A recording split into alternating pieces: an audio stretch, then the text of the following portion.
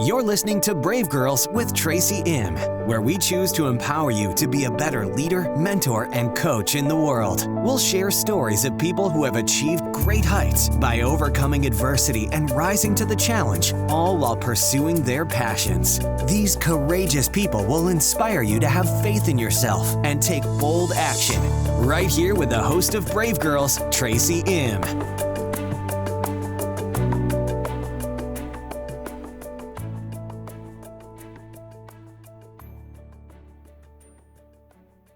Episode 63, Ask for Opportunities with Marianne Trost.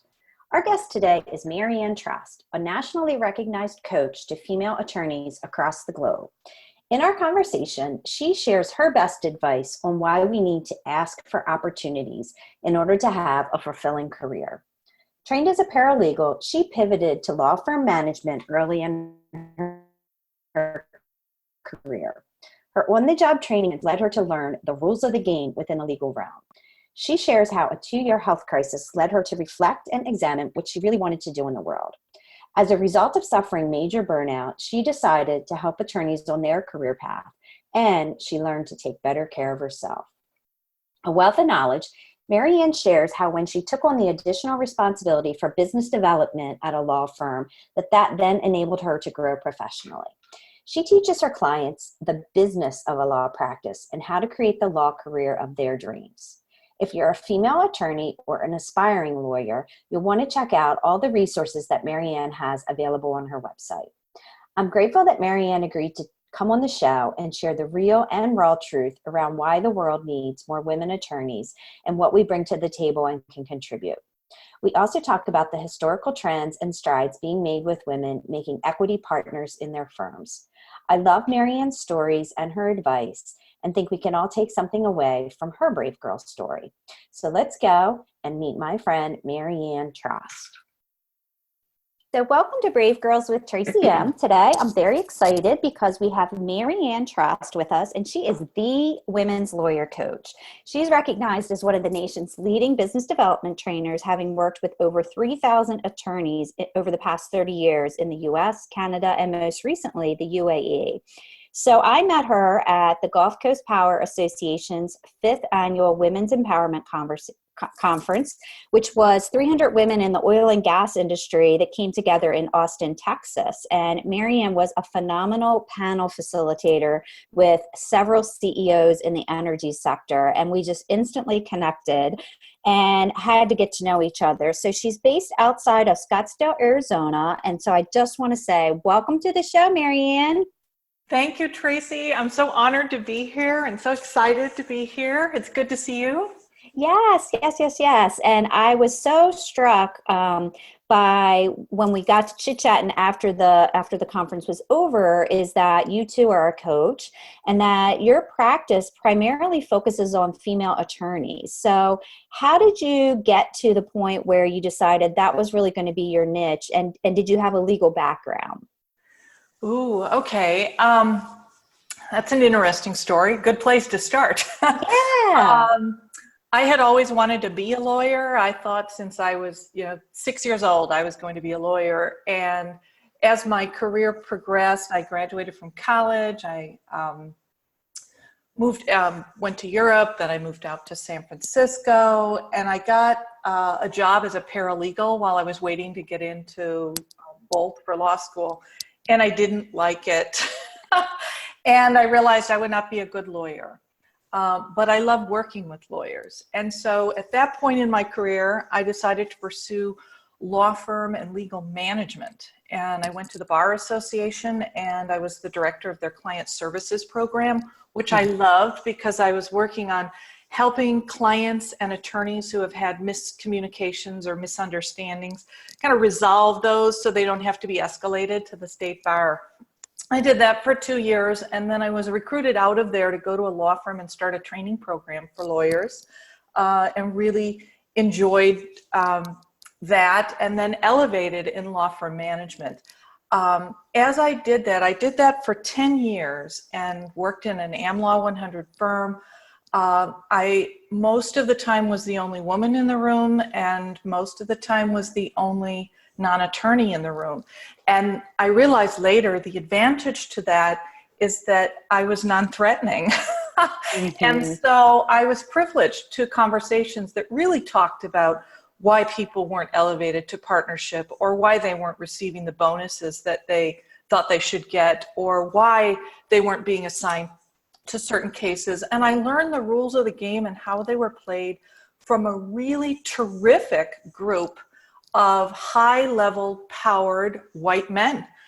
And fast forward in my career, I moved to Arizona.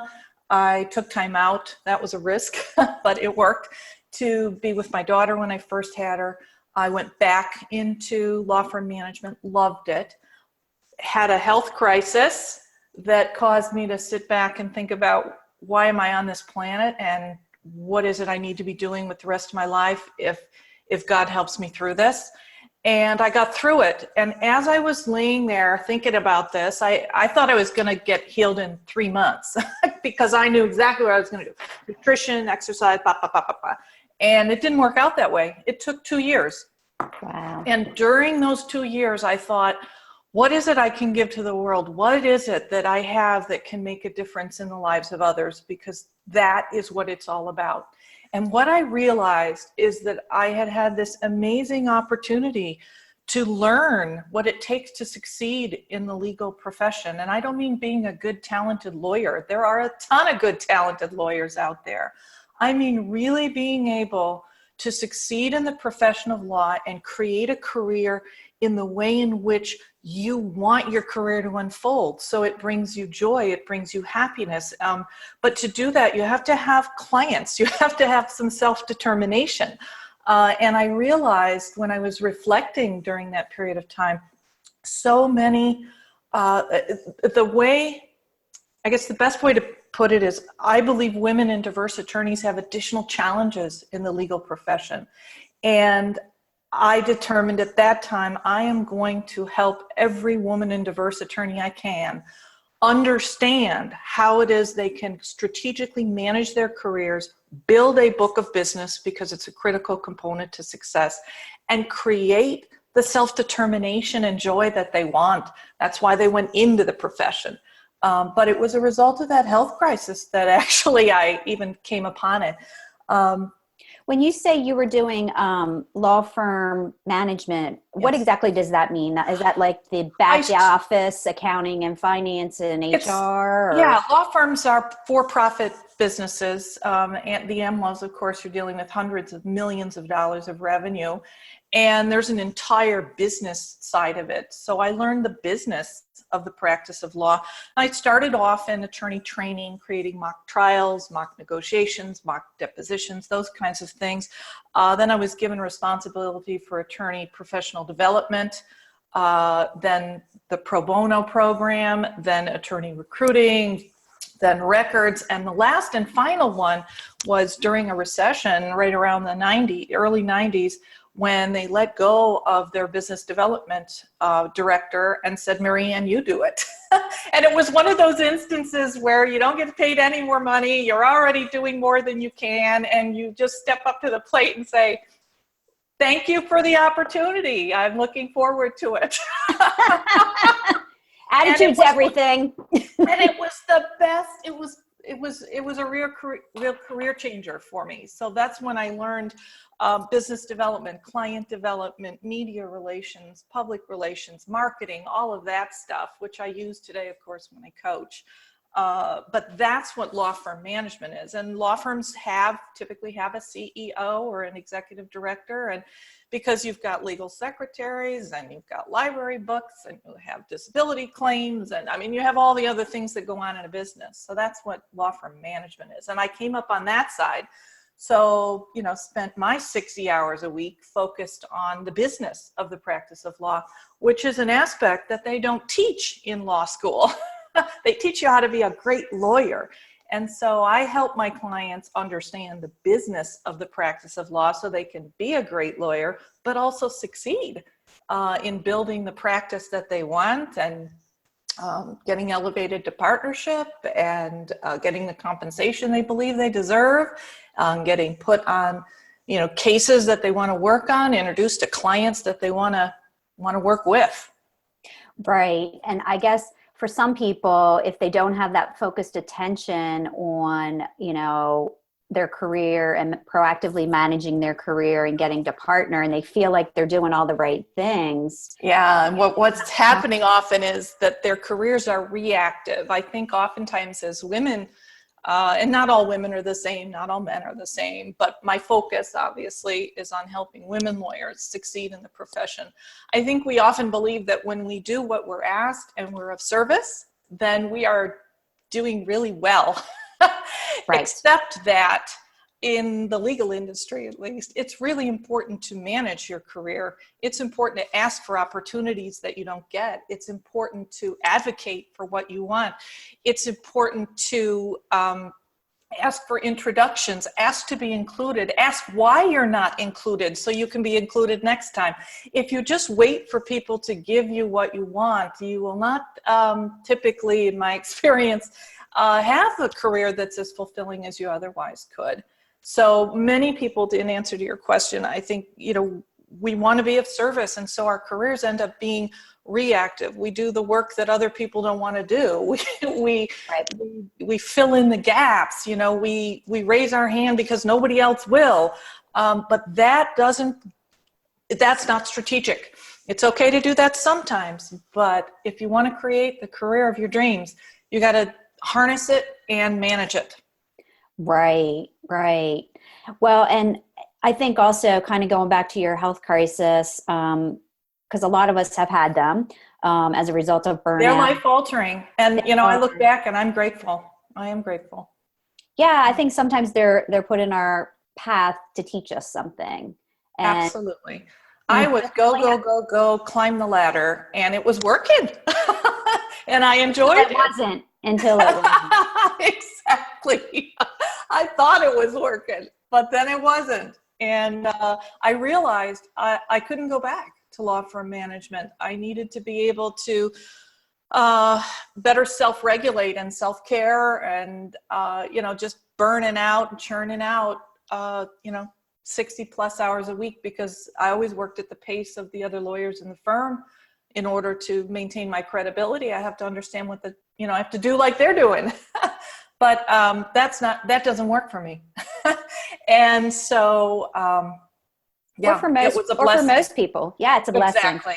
And that's another thing I help my clients with, having been there myself. I can see it. I see the signs. They can see the signs, and I encourage them to take action before I did. I waited too long, and that's why it took, nothing's too long. I believe everything is serendipitous. Apparently, the universe thought I needed 2 years to ruminate and figure out what it is that I need to be doing differently and how I can contribute in the world in a better way, in a bigger way. So talk about your recent UAE experience, because now you're really reaching out. Are there unique challenges in the UAE as attorneys, I would imagine? Absolutely. It's what's funny though, I was thinking about that. And first of all, how it came was, I think if I were to start at the very beginning, it's that I set the intention to go international. And I said, there are women lawyers all over the world who are struggling with the same issues that women lawyers struggle with in the US. They just have a little bit of a different context because they're in a little bit of a different culture. And I'd really enjoy taking my message global, helping and working with women all over the country. A group of women lawyers in Nigeria contacted me on LinkedIn and had a couple questions. And I thought, oh my goodness, they're facing the same challenges as in the US. So I put the intention out there in the universe. And then it was fascinating. Last year, a woman contacted me through LinkedIn, and she's in the UAE. And she said, I'd really like some help managing my practice, creating what I have intended to, going into law. And, I never give away client privilege or, the information between us. But I will say that the challenges are the same. They're just in a different context. They're, communication, access to opportunities, assumptions that I think we all face based on gender. I remember, one of the people that I often reflect on is Sandra Day O'Connor and her being second at her class in Stanford and applying to every major law firm in California, and no one wanted her, and they said it was because a woman would be too emotional as an attorney, and they weren't ready to hire women. And so what she's facing is actually even more strenuous than what my UAE client is currently working on. So I think it's all a pendulum, but it's all very similar, actually. Yes. And I think there's a really beautiful place in the profession and in the world for women lawyers. I mean, as I said earlier on, I realized that I'm not wired to be one. It's good I figured that out before going to law school. But I love working with lawyers, and I love working with women lawyers. And there's a need in our world for women lawyers. Everyone, I think, brings forth, their perception and their solutions and their ideas and their problem solving, and they draw on their own experiences in life in order to come up with that. And so when you have women in the room, women around the board table, women deposing a witness, she brings with her own experience, her own insight, which may be different than the guy sitting next to her. And I think there's just such an incredible contribution that women lawyers make. So my goal is we got to make sure they stay in the profession, because we have a high attrition rate, and that they stay in the profession in a way that brings them joy, because what is the point if you don't love what you're doing? Right. And I've interviewed a couple attorneys. I interviewed another attorney who was actually down in the Texas area, and her specialty was insurance in the energy sector. And she had a couple kids, and it was just getting to be too much. And she decided that she didn't know what her options were. She just completely quit and hang out her own shingle and try and find clients. And she actually went to her supervisor, managing partner or whatever, and because she was the type of person that was on track to become a partner, but she wanted to jump off because of where she was in her life. And so they said, well, and she had moved about an hour from Dallas or wherever it was. And the person said, well, just work from home, because she was traveling a lot anyway to places like Puerto Rico and Florida, and, for her cases. And so it was just asking for some kind of different arrangement. I'm so proud of her. I was too. And I thought, she worked for a woman who was maybe in her mid 40s to 50s. And she said, absolutely, we don't want to lose you from our firm. Right. And she's like, I'm working just as hard, and I'm not commuting 2 hours a day sitting in traffic in Dallas. So I think sometimes we don't even know that the options exist, or to ask to see if there may be a creative solution. And so I would imagine that some of the attrition in the female ranks in different firms may even have to do with, sort of that mommy track. And does the firm even allow that or accept that? Yeah. And I think she also said that one of the main, I guess, chairman of the board or CEO of this law firm had daughters that were around her age, and he was now becoming a grandfather, and he saw what his own daughter was going through in terms of wanting to be with his grandkids. And so he could relate.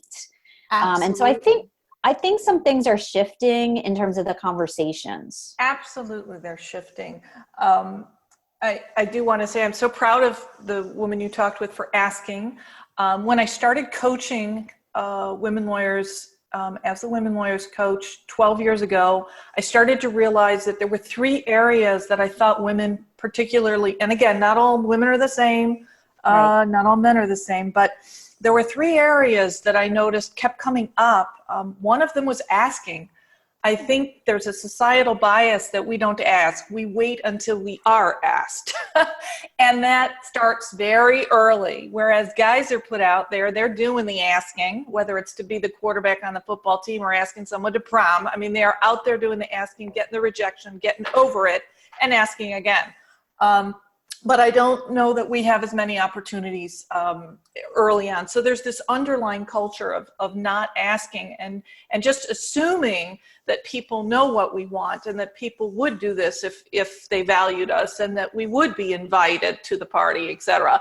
And so really important, one of the first thing I tell my clients, if you're thinking of a change, is there any chance that they can ask and work it out where they're at? And you would be surprised how many can. Also, to your other point, there are great shifts going on. There's some statistics, and I worked on the National Association of Women Lawyers Committee for Retention and Promotion of Women in Firms and co-authored that report for a few years. I know the statistics. Any woman lawyer who's listening knows them. They're flat. We've flatlined for like 25 years in terms of women reaching equity partnership and women reaching equity and parity with male colleagues. But things are changing, and that's also part of when I speak to groups and give keynotes. There are strides we are making, and in part, it's because of one of the things you mentioned. Men are part of the solution. And there are many fathers and grandfathers now who have daughters who are encountering things that I've actually seen it in action, where the guy will lean back and say, well, I can't believe that would be the case. Or I never heard of such a thing. And yet we sit there smiling going, hello, this has been going on. All of us have experienced this. This has been going on for years, but there's a new awareness through daughters and granddaughters that's helping. Another thing too, we've been graduating lawyers out of law school 50-50 for 35 years. So it's not a pipeline problem. It's something else. But I've seen, when I started, it was all about how can I get a client base, because clients mean power, clients mean influence, choices, options, because it's not good. It's not enough anymore to be a good, talented lawyer. You've got to bring something else to the bottom line. And if you bring client relationships and you're keeping other people in the law firm busy, if they lose you, they lose those. And that matters. So at first I started out focusing on how can, teaching my clients how to build a book of business from ground zero, which, by the way, most men do not have to build it from ground zero, because they many men inherit books of business from other partners that they've been working on, or they get introduced very early on to client relationships and they're out golfing and they're doing other kinds of things. They have access in ways that many women don't. So most of the women I work with end up having to start building their book from ground zero. And that's where I started. And then I was really delighted, actually, about 6 or 7 years into my coaching, I started to get more and more clients who it wasn't about how do I build my book of business, because I had taught them that. It was, how do I get origination credit for the work that I brought in? Meaning that when you bring a client into a firm, they're not all, and many firms slice and dice this very differently. But the overall concept is, if you bring a client into the firm, even if someone else does the work for that client, you get credit for some of that in compensation. So it's an important piece of compensation. And my clients are, former clients. I taught them how to build a book of business. They're off flying on their own because that's my goal. We're coming back to me and saying, I thought business development was hard. You never told me origination credit is even harder. And that's because you have to navigate the internal politics in order to get what is yours or what is deserving. You have to ask, you have to put yourself out there. It's uncomfortable. And you really have to navigate that strategically, because it's a highly charged internal political thing sometimes. So anyway, I was excited though, because women wouldn't be having the origination credit problem if they weren't building their own books of business. So that was great. Now, in the last 3-4 years, I've had more clients come to me because they're managing their own firms and they're running into challenges because they have never managed a firm. They don't understand the business of the practice of law as well as they would like. And that's phenomenal. That means not only are they building their own books of business, not only are they getting origination credit, but they're going out and creating their own law firms. Fabulous. So I have seen the progression. Now, do we have a long way to go? Yes, we do.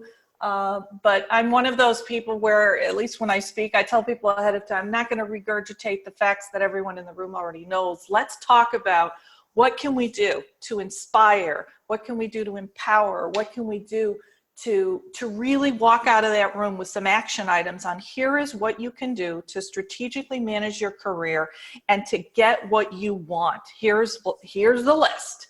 And once I achieve that, then I know that, all right, a few more empowered to go out and do it, and we change the profession one by one.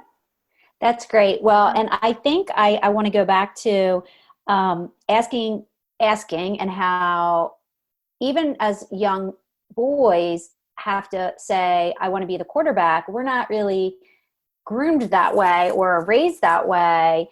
And so it's not really in our DNA, right? And so much of business development is asking for the business, asking somebody if you can be. And getting so ready for the rejection and then taking it personally, and then asking again, you know, right. And understanding. And I think this is one of the things I bring up when I do my workshops.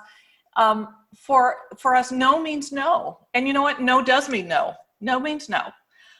But in business, no means not right now. Right now. Right. And that's a big distinction.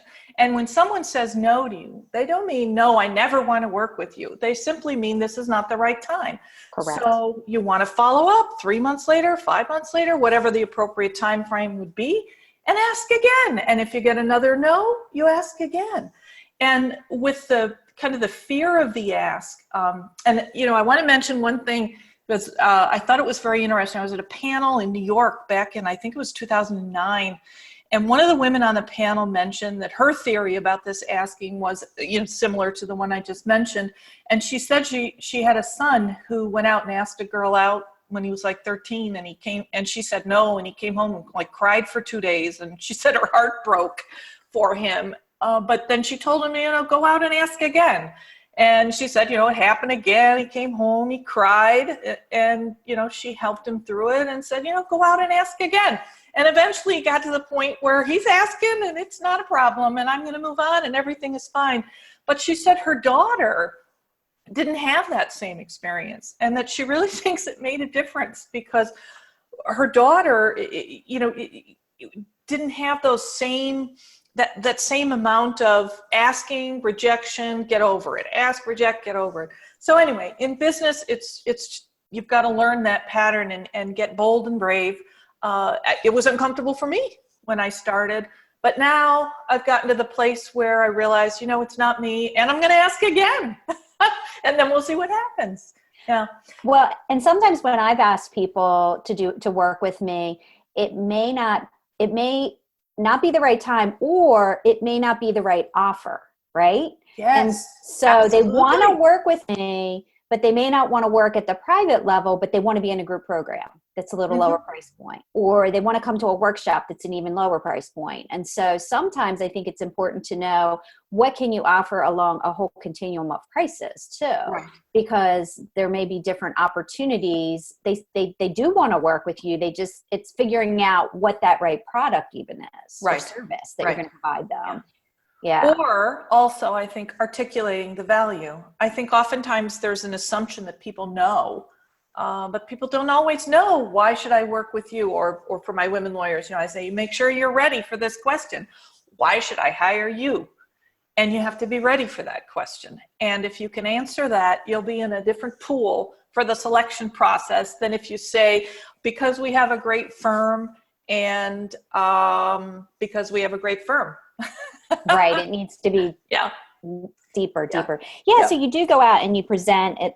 You've got a whole list of bar associations, corporate counsel associations, law firms, law schools. So you're really getting yourself out there, and then you're also publishing a lot. And my goal is, yes, I published an international column that was published in the US, the UK, Canada, and Australia. So I'd love to get to those places to speak as well. And although I have clients in Canada, my goals are to speak more nationally and internationally. And I'm working on an online training program, because I know that sometimes people just need to do it at their own pace. And I think a lot of what I'm working on I can, certainly the business of the practice of law, I can get that out to more people at their own pace and in their own way. To your point about how different people need different things. Some people Right. need someone to talk to. Some people don't. Some people need, a little, section 1, section 2, section 3. Exactly. And they've got it. And they do it, while they're on the treadmill or whatever. So I'm working on that. Yeah, that's a great resource that people could tap into. And even other law firms could, buy your package of courses and stuff like that. I think that's a great idea. I've been thinking about, for Women's Initiatives program, for example, though, that's when the women in the law firm get together. And sometimes people reach out to me because they need some structure for those programs. You can just pull your women together and have lunch every month. But sometimes people want something more substantive, more the quality that they can walk away with some professional development. I thought, I can automate that as well. So I'm branching into one of my areas of growth, which is technology. And being on your podcast today was one of my New Year's resolutions, was to embrace different forms of technology with ease. So yeah, and podcasting is such a great way to get your message out there to so many people, to even just raise awareness and visibility to the womanlawyerscoach.com, which is your website. So we'll make sure we put that in the show notes for you. Thank you. So I love your story. I love what you're doing in the world, and how you've niched down and really focused on using your background to kind of serve other, specifically women lawyers who are looking to have, and diverse candidates to counsel, to have access to these opportunities, and to really bust through these assumptions that people may have around them because of the way they present, whether you're female or you're a diverse candidate or whatever. But the one question that I always want to ask my guest is, what's the bravest thing that you've ever done, and how does it inspire you today? Because I know you've made some bold and brave moves here. Oh, thank you. Wow. Thinking about that question, it's interesting, because I think there are, what I've done that's the bravest and boldest depends on what stage of life I was in. So I was actually raised in the inner city of Chicago in the 1960s. My dad was a minister, and we were placed at a church and we lived there. And Chicago is a wonderful, beautiful city, but it also has challenges, and it certainly had challenges in the 60s and 70s when I lived there. So, just babysitting at night and having the doorbell ring and knowing I had to go answer the doorbell was frightening. At that time in my life, that was probably the bravest thing I've done. Right. And, fast forward, a little later on, I met my husband in Europe, and he's originally from Eastern Turkey, and I wanted to go see him. And he said, well, I'll be in Turkey. And I thought, oh, wow, that sounds fun. But it was also courageous. Turkey was in the middle of a military coup when I went, and I went by myself. And so at that stage in my life, that was bold. Fast forward a little later, I had come back to the United States. I'd studied a little while in Europe and lived a little while there. And I wanted to move out to San Francisco and go to law school. But I had spent all my money that I had saved for grad school, because I went to grad school in Germany. And I thought, well, I can't let that hold me back. So I had $50, and I went to the student union at the University of Wisconsin, where I had graduated. And I looked on the job board and the ride board, and there was this woman who said she needed to drive out to San Francisco. And I thought, if I'm going to be unemployed, I would rather be unemployed near the ocean than in the Midwest. So I'm going. So I called her up and I said, I don't have any money. And she said, it doesn't matter. She said, I want to drive straight through because I have a job interview and I can't stop. And you can only bring 2 suitcases. And I said, no problem. 2 suitcases, I'll share with the driver, and we're going straight through. So I had $50 in my pocket, and I went out to San Francisco. Now, I did have the phone number of a cousin. And I thought, when I get there, not before, when I get there, I'm going to call him up and ask him if I can stay with him until I get some kind of temp job and figure out what I'm going to do. But, at that stage in my life, that was like the boldest thing. or craziest. Or craziest. I've known for a little bit of that. I think part of it is, with being bold, part of it is having the confidence to know you can figure it out. That's the key. If you think about it too much ahead of time, you can think of all the what if scenarios, and it becomes, debilitating. Right. But if you just say, can I figure this out? I knew if I went to San Francisco, I'll figure it out. And I did. I got a temp job. I babysat. I figured it out. So, then I think as we get older, I'm not really sure. I'm sure people have written PhDs on this, why being bolder feels harder. But when I was in my late 20s, I came forward about having been sexually abused as a child by someone that my family trusted. And that was huge for me because the man was dead. And if I didn't say anything, no one would ever know. Right. But it was eating me alive. And I knew I had to say something. And I'm like, oh man, if I don't say anything, then no one else has to know. But if I say something, then, everybody knows. And I came forward, and wow, that was brave. Led to, therapy and the other things that go with it. But I'm glad I came forward, and I learned a lot as I healed over time. Mm-hmm.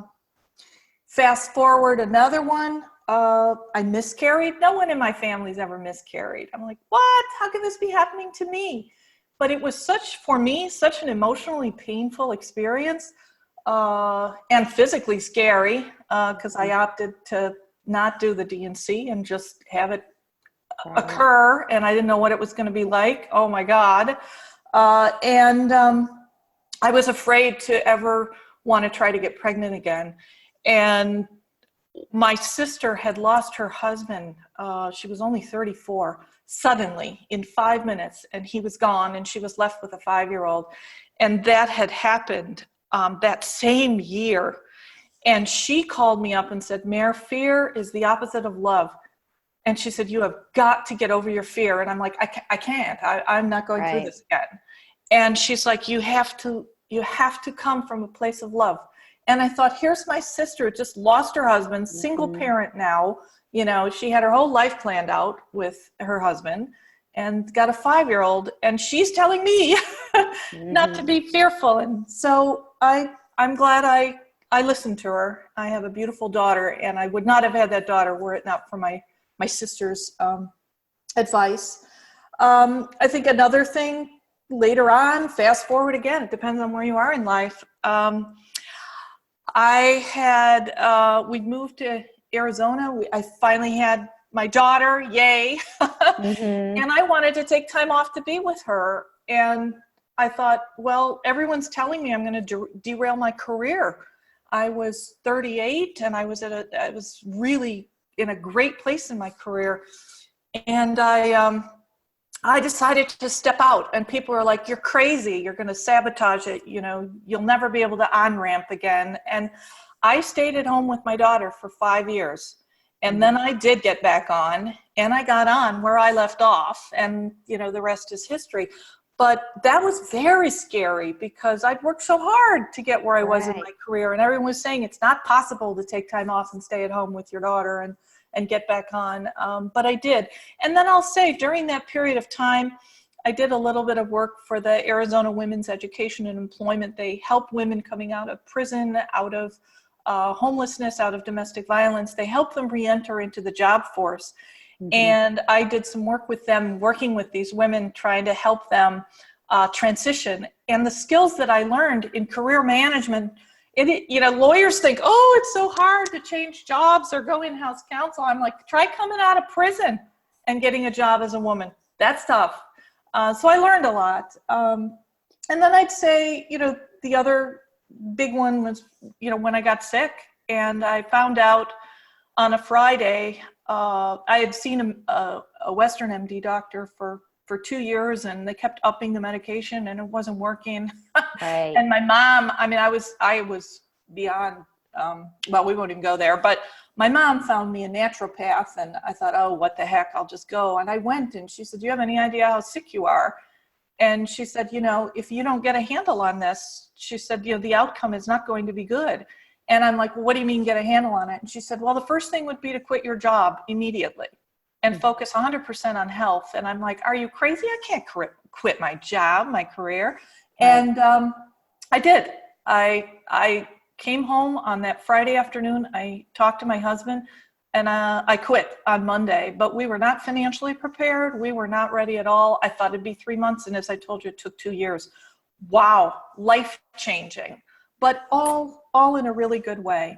And then I think the last brave thing was when I started, maybe not the last one, but the big one, I started Women Lawyers Coach. And when I did it, people said, well, that's stupid, Marianne, because no one's going to hire you because law firms are going to be threatened that you're some rabble rouser who's going to empower their women lawyers, and they don't want that. And I'm like, that's ridiculous, except that I knew that actually part of that I was going to say, but actually, part of that is you're like, I do want to rebel rouse. Exactly. The part of that is not so, and I do want to empower my women lawyers. So really it goes back to that earlier point with confidence, which is, as long as you believe you can figure it out, go for it. So I thought, I don't care. And they said, you're gonna isolate yourself from 95% of the population, the law firm, industry, and you could make a lot of money if you did this and included men because of your background. And I'm like, not doing it.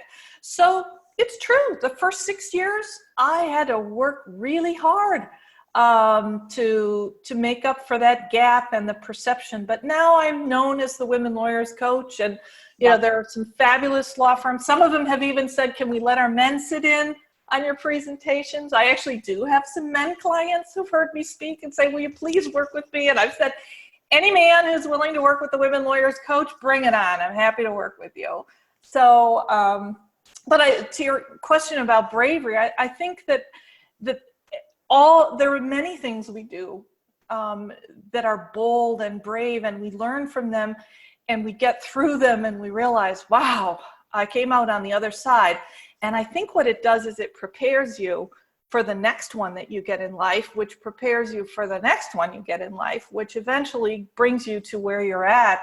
And I think it's also given me a lot of, personal experience that I can then share with my clients when they're going through a health crisis or a financial crisis, or, a career on-ramping and off-ramping.